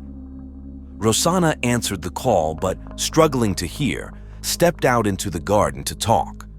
As she tried to communicate with Jose, a figure emerged from the trees, took a few steps toward her, and pulled out a gun. The assailant fired 6 shots, leaving 29-year-old Rossana's body just steps from her home, struck by 4 bullets. Rossana Galliano was born in the late 1970s in Buenos Aires, Argentina. She was the youngest child, with 2 brothers named Oscar and Gustavo, and a sister named Monica. Her parents were Reynaldo and Graciela. The details of her childhood and teenage years are a bit of a mystery, but it's known that she finished high school in the late 90s. During this time, Rossana's dad, Reynaldo, worked as a mechanic. Early in 2001, Jose Arts showed up at Reynaldo's workshop. Jose was born on November 22, 1948. He had lived abroad for over 30 years, in places like Greece and the United States, where he even spent 4 years in prison for drug trafficking. Eventually, Jose returned to Argentina in 1996, owning 8 properties in a posh area of Buenos Aires. Jose and Rossana met when he brought his vintage car for repairs at her father's shop. Despite the significant age difference, they started dating quickly. At that time, Rossana was unemployed and quite reserved. Jose appeared to be financially stable, but in reality, his wealth came from his mother, Elsa, who was still in the United States. When Jose, at the age of 52, proposed to 22-year-old Rossana, her mother Graciela questioned if he was too old for her daughter. Jose argued that love knew no age. Looking for assurance, Graciela turned to Rossana, who, in a whisper, confirmed her desire to marry him. The couple got married on November 17, 2001, after just 7 months of dating. Jose claimed that his cheerful, modern, and smart personality won Rossana over. Soon after, they had a son named Geronimo. But not long after, problems began to show. Jose was a controlling and jealous man who often belittled Rossana and her family. This abuse eventually became physical, leaving Rossana feeling trapped and fearful. Jose's intimidating presence, reinforced by owning 2 guns, ensured he kept control, a situation that Rossana's family was painfully aware of. It was common for Jose to show off his guns, either when someone visited their home or when he was out visiting others. One time, while painting their house, Rossana's brother Oscar witnessed Jose physically assaulting her, telling her to shut up before hitting her. On another occasion, her father noticed bruises on Rossana's back, and she simply told him that Jose had dragged her across the pavement. Despite these troubles, Rossana and Jose welcomed their second child, and Rossana tried her best to make the relationship work, hoping to provide a stable home for their children. However, her efforts were constantly undermined by Jose's temper and disrespectful behavior. To make matters worse, Jose's mother, Elsa, controlled the household from afar, making decisions about their lives during her short visits to Argentina. By 2006, Rossana had endured unbearable abuse and finally reported Jose for domestic violence. Her family was largely unaware of the full extent of her suffering. Months later, Rossana filed a second complaint, including a request for a medical examination due to her injuries. Following this, she opened up to her sister Monica, and they made a pact to communicate whenever something happened. Monica became her sanctuary and support. Whenever life with Jose became unbearable, Roxana would visit Monica's apartment with her children, though Jose dictated when they must return, often with death threats. At times, he verbally abused Roxana, criticizing her abilities as a mother. Eventually, she decided to move in with Monica and the children, while Jose stayed at his house. After some time, Roxana filed another complaint and sought a divorce, resulting in a restraining order against Jose. They only met at a neutral property in El Remanso, Exaltación de la Cruz, for child visitation, as arranged by the court. It was there that Roxana shared the extent of her ordeal with the gardener. Daniel Gonzalez, who lived nearby, was married and had a daughter. Rumors suggested a secret romance between Roxana and Daniel, but this was never confirmed. Jose's threats continued, and Roxana even played a voicemail for her brother Oscar in which Jose talked about killing her. In mid-2007, while hanging out with friends at a bar, Roxana met Oscar Lugo. He was 32, lived in Marino, and worked in a sewing workshop. They hit it off immediately, exchanged numbers, and started dating. Oscar Lugo was old-fashioned, a gentleman who was kind, attentive, and listened to her. For 29-year-old Roxana, who had been through endless turmoil, it felt like she was rediscovering a nearly forgotten life. Oscar Lugo noticed Roxana's lack of confidence and the fear in her. By December 2007, he had joined her for the holiday festivities, even dressing up as Santa Claus to delight her sons. But the happiness was marred by Jose, who kept tabs on Roxana's every move. Aware of her new relationship and panicked by the looming divorce, Jose called Roxana, offering her a truck to end things with Oscar Lugo. She refused, and it was her new boyfriend who accompanied her to the hospital during a severe nervous breakdown. Out of options, Jose hatched a plan, financed by his mother, Elsa. They meticulously arranged to hire a hitman whose identity remains a mystery. On January 16, 2008, Roxana and her sister Monica went to El Remanso to pick up her sons, age 4 and 3. The handover was delayed by Jose with excuses. At 9:15 p.m., Jose called, claiming Geronimo had a fever and he would take him to the hospital and return him the next day. However, Roxana insisted on having the children back to care for Geronimo herself. The call was brief, and then she went inside. Around 9:53 p.m., Roxana texted Oscar Lugo with a casual message about their plans for the next day.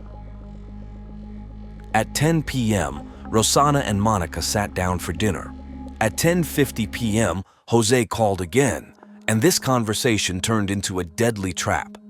Roxana went out to the garden for better reception, where a shadowy figure emerged from behind the trees and shot her 4 times with a .45 caliber gun. Hearing the shots, Monica screamed, saw Roxana stagger and collapse. Frantic, Monica tried calling 911 without success, then asked her boyfriend to alert the police. Meanwhile, Oscar Lugo, unaware of the events, tried contacting Roxana at 11 p.m. and failing that, tried to reach Monica but got no response. Police investigations revealed that the shooter had entered from an adjacent vacant lot. A witness saw someone fleeing through a gap in the fence but couldn't provide a clear description due to the darkness.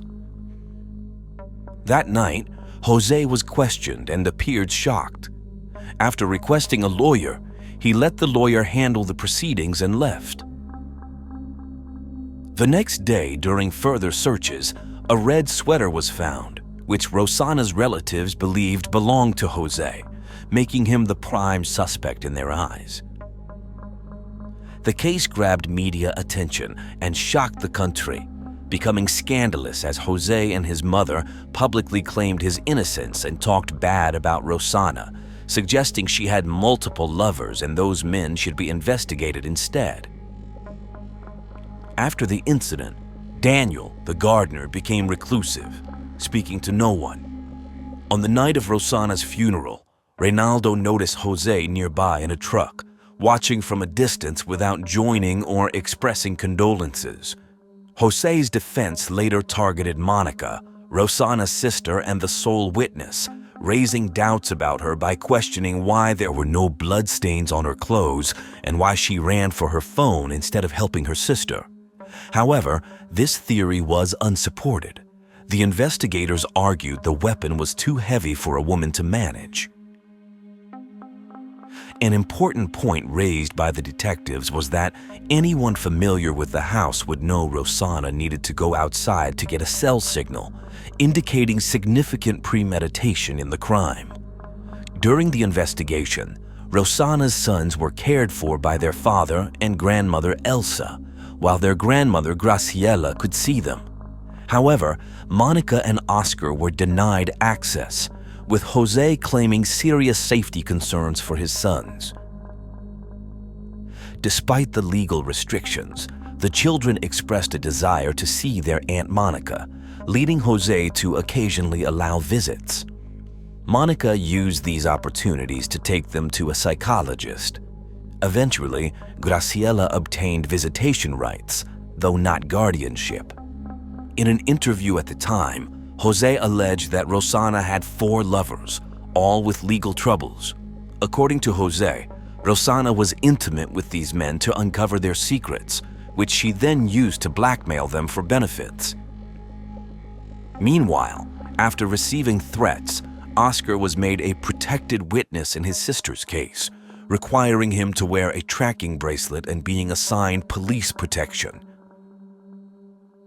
As 2007 was ending, the investigators had yet to find solid evidence to charge any of the suspects. However, a significant turn came a year after the murder when Jose was arrested in January 2008, charged with aggravated homicide due to their relationship, premeditation, and the involvement of 2 or more people. The preliminary hearings began on January 28, 2008. Reynaldo, Graciela, Monica, and Oscar testified about Jose's repeated threats, violent nature, and use of firearms for intimidation. The mother also presented the last text messages from her daughter to the prosecutor. After the hearing, Reynaldo expressed feeling a heavy burden but found relief in fulfilling his duty to his daughter's memory. The next day, Oscar Lugo, Rossana's former boyfriend, testified against Jose, describing him similarly to the family's view. He mentioned Jose's attempts to tarnish his and Rossana's reputations, adding that Rossana believed Jose's claims of her having multiple lovers were a tactic to discredit her in their impending divorce. Jose's lawyer downplayed the allegations of Jose's emotional instability and aggression, suggesting they were echoing Rossana's narrative. On February 7, 2008, a 12-hour investigative session took place, with Jose's mother traveling from the United States for her turn to testify. Meanwhile, a new search at El Remanso yielded no new evidence. By then, Rossana's family suspected her mother-in-law's involvement in the plot. As a result, Reynaldo and Graciela's lawyer considered requesting her arrest. In defense, Jose and his mother's lawyer argued that Jose's mother had stated in her testimony that she bought houses for her grandchildren, believing the divorce settlement would not harm them.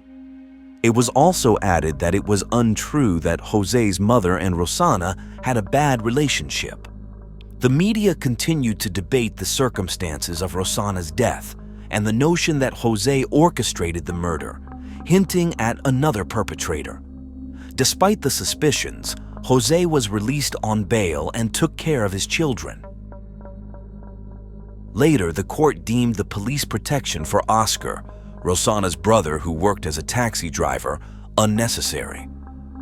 On the early morning of July 5, 2008, Oscar was attacked by two armed men. They beat and threatened him for an hour before abandoning him in a vacant lot, where he was found thanks to his protective witness tracking bracelet. Though not severely injured, he was deeply shaken. Amidst the grief of losing Rosanna and the ongoing custody battle, the family faced renewed fear, a fear that was palpable and justified. With no one convicted and ongoing threats, the demand for justice grew more urgent, yet the judicial system's slow pace was disheartening. Years passed, and by 2012, the trial and custody dispute dragged on. 4 years after the attack, Oscar used his visitation rights to take his nephews to play soccer, sharing a memorable hug with the 6- and 7-year-old boys. In April 2013, the oral trial started. Jose maintained his innocence. In May, proceedings were delayed when Jose suffered a stroke, pushing the final verdict to November 2013. The judges found that the murder was meticulously planned, resembling organized crime. Jose and Elsa were implicated in choosing the time and place for the attack, knowing that a phone call would lure Rosanna outside, making her vulnerable. The court found financial motives behind the murder, as Jose did not want to split the marital assets. Jose and Elsa were sentenced to life imprisonment. The conviction was upheld by the higher court, highlighting Jose's threats, the domestic violence endured by Rosanna, and the dominant influence of his mother. The actual shooters were never identified. In 2015, Jose and Elsa received house arrest, Jose due to his health and Elsa due to her age, allowing the kids to live with them again. The media continued to cover the children's story for years, during which time Monica and Graciela had no contact with them. The boys shuffled between homes known to their father but strangers to Rosanna's family. In the second week of January 2017, the court allowed the children to spend a weekend with their maternal grandparents for the first time. The Galliano family prepared their home with fresh paint, a thorough cleaning and decorations. They hung balloons and made a colorful welcome sign. Graciela prepared their favorite dish. That weekend, the Galliano home was filled with joy as the boys played soccer, video games, and even asked to sleep in their grandmother's bed, whom they hadn't seen in over 2 years. On November 24, 2018, Jose died after another stroke. The event was another blow for the children, who attended their father's funeral. During the funeral, they expressed their concern about their future with their Aunt Monica. She assured them with calmness and love, promising to support whatever they decided. They chose to live with Monica, who then had to confront Elsa to communicate the boys' decision.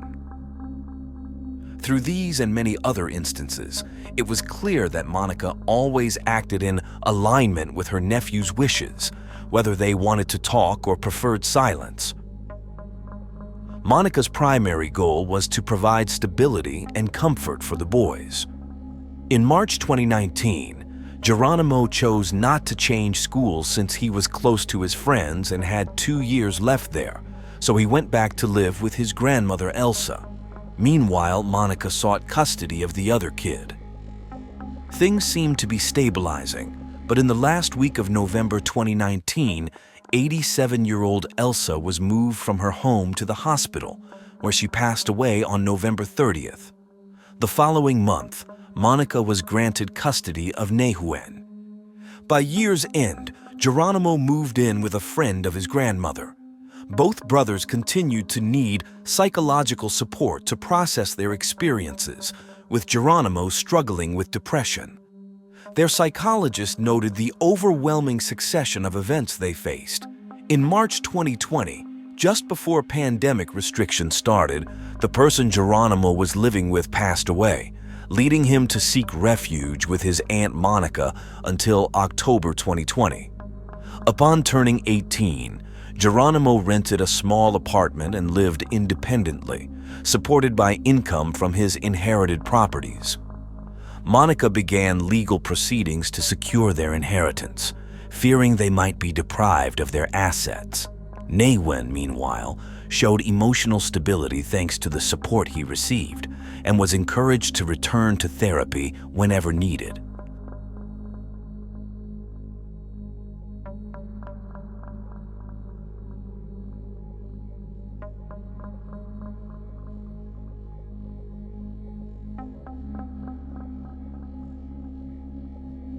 It was just past 1 in the morning on May 14, 1983, in Orange County, California. Officer Sterling and Sergeant Jaguar were on duty on the San Diego freeway when they spotted a brown Toyota Celica driving really weirdly. They went to pull the car over, and that's when they met him face to face. They didn't know it yet, but they were looking at the most wanted killer of the last 10 years. The man stood there, spilling beer on the ground and with his pants undone. He agreed to take a breathalyzer test, which he obviously failed. As they were about to arrest him for drunk driving, they felt something wasn't right, like they were missing something big. Sergeant Jaguar checked the car and found something that would haunt him forever. A young guy in the passenger seat, lifeless. This was the scene that the killer hadn't recorded in his secret list, which had more than 67 victims on it, victims who had faced unimaginable horrors. Randy Kraft was born on March 19, 1945, in Long Beach, California. He was the fourth kid and only the son of Opal Lee and Harold Herbert Kraft. Kraft's father had moved to California from Wyoming weeks after the American entry into World War II. Upon finding employment as a production operative at Douglas Aircraft Company, he was joined by his wife and 3 daughters. The Kraft family lived modestly, and Kraft's mother took several jobs to supplement her husband's assembly line salary. Kraft's mother took several jobs to supplement her husband's assembly line salary. Kraft's mother initially found employment as a seamstress in a Westminster garment factory before later obtaining employment as a cook in a local school. Nonetheless, Opal Kraft always found time for her children. In 1948, the Krafts moved to Westminster, Orange County. Kraft attended Midway City Elementary School, where his mother was a member of the PTA. As a student, his intelligence was noted by classmates and teachers. By 1957, Kraft was judged intelligent enough to attend accelerated classes at 17th Street Junior High School. After finishing high school in 1963, he went to Claremont Men's College in the small town of Claremont. Randy was into a lot of things there. He joined the Reserve Officers Training Corps and got really into politics. In 1964, he even supported the Vietnam War publicly and helped campaign for Barry Goldwater, the Republican presidential candidate. Randy also worked at a local gay bar and was so busy that he started taking Valium to help with his stomach and headaches. However, over time, his friends got worried about how much medicine he was using. His grades started to drop. He began drinking, played poker all night, and even failed his econometrics class, which delayed his graduation by 8 months. 1968 was a big year for Randy. He got his economics degree and shifted his political views from right-wing to more democratic, even working hard for Robert Kennedy. That same year, he joined the U.S. Air Force, aced the tests, and showed he was really smart with an IQ of 129.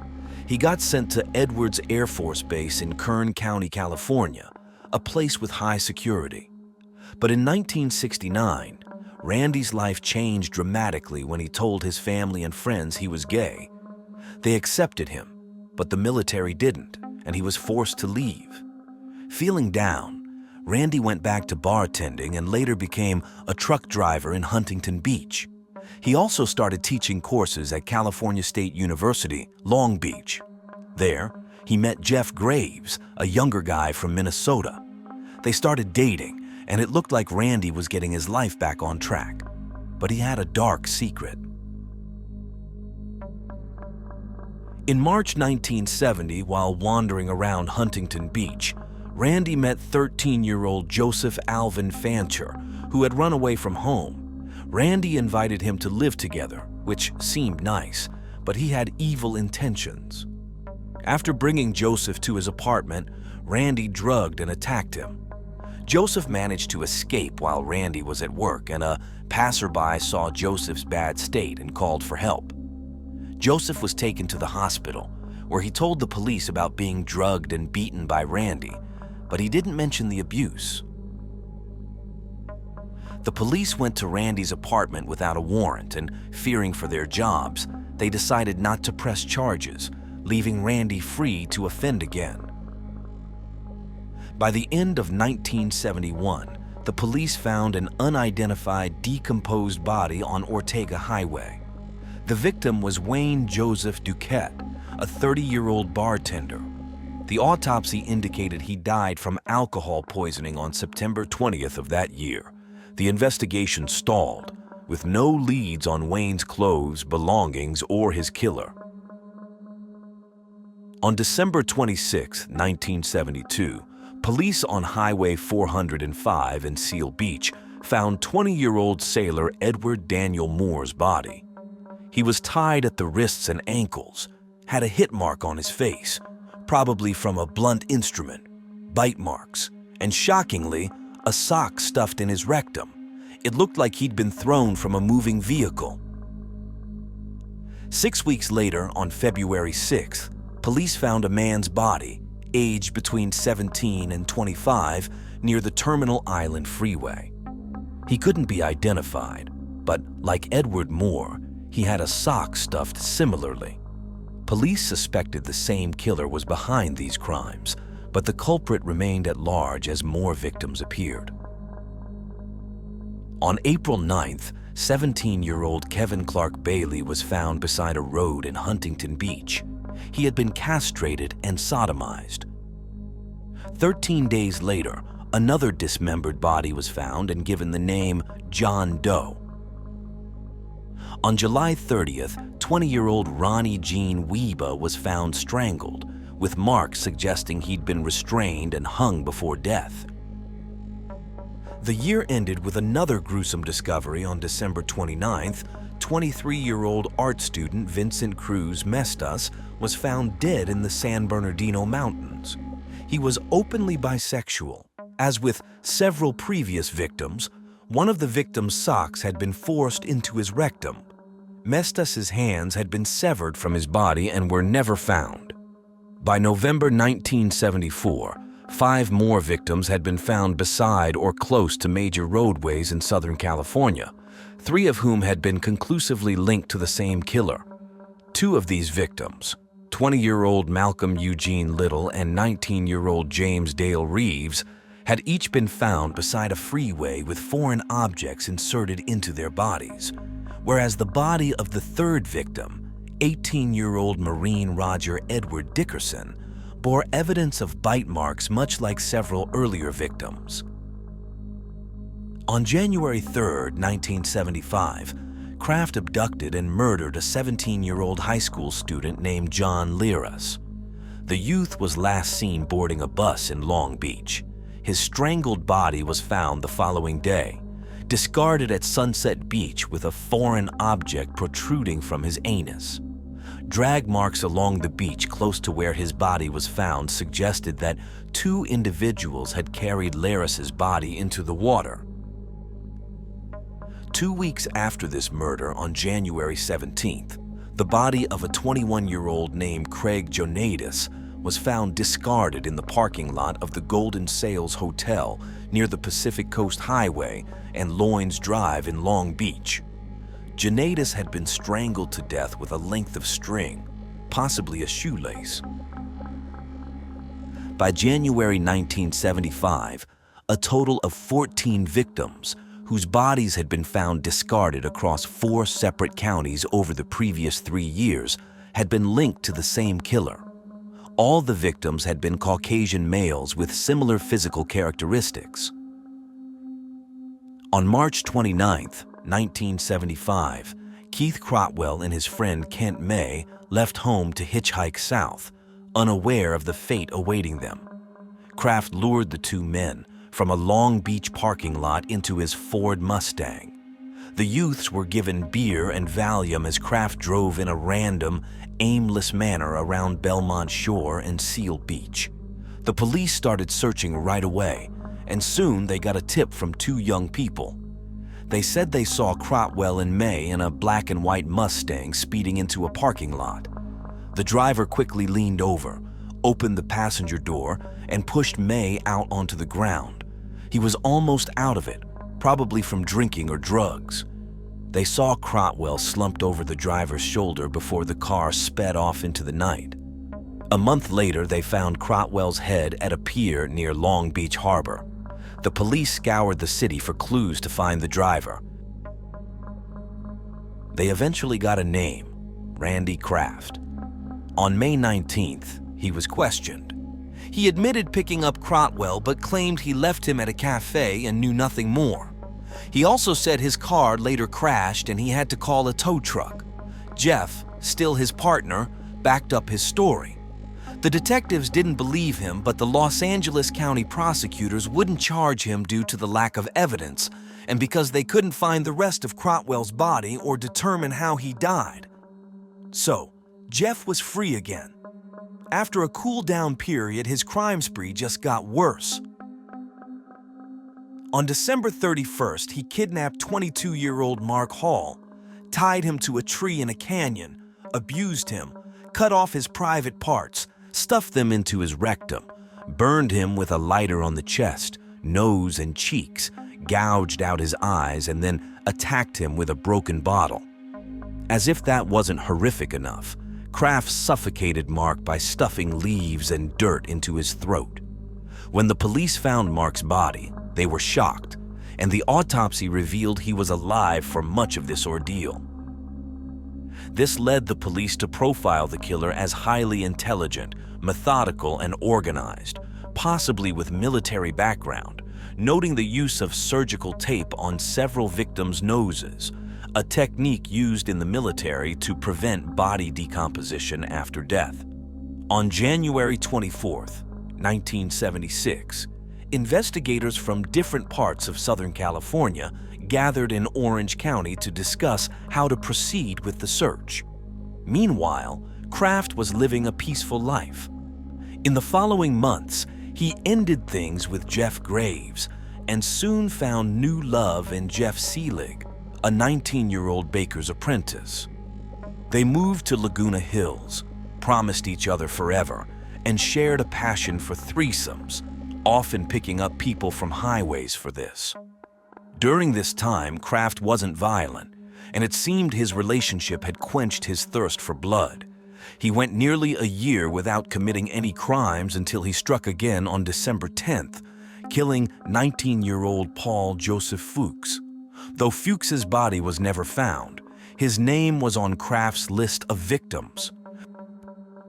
Kraft lay low after that, but on April 16, 1978, he strangled Scott Michael Hughes after drugging him with Valium and removed one of his testicles. Hughes's body was found fully clothed except for his shoelaces. On June 11th, 23-year-old Roland Gerald Young was found near a San Diego highway, mutilated and stabbed, then thrown from a speeding vehicle. 8 days later, the body of Marine Richard Allen Keith was found in Moulton Parkway, showing signs of being tied up, with strangulation as the cause of death and alcohol in his system. Despite ongoing efforts, police couldn't pin down the killer or save the victims, including Keith Arthur Klingbeil, a 23-year-old found beside Interstate 5, strangled with his shoelaces. At the hospital, they discovered he had ingested large amounts of paracetamol and alcohol and had burn marks on his chest. He died shortly after. On September 29th, Richard Anthony Crosby, 20, was found dead under similar circumstances along Highway 71 in San Bernardino, having vanished the day before while hitchhiking. The California Strangler, as the media dubbed him, had the region in fear, with every officer on alert for the next crime. On November 12, 1978, trucker Michael Joseph Inderbeaton's body was found near the San Diego freeway, castrated like the others.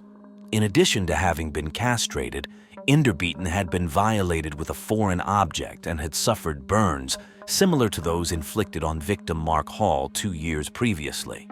The cause of death was listed as suffocation.